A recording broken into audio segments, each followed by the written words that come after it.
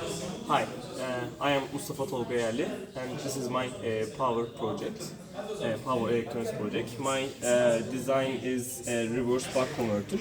It takes 18 voltage input and it gives minus 12 voltage output.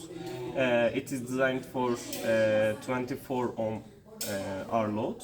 Currently there is three 8.2 resistors, in total 24.6 resistors. Now I'm going to start the simulation.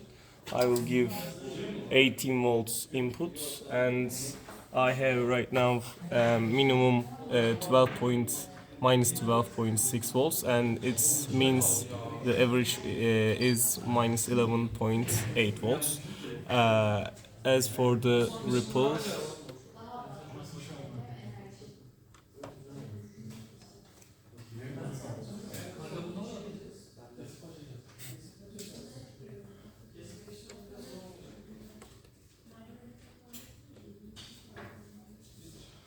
it has around 240 millivolt ripple.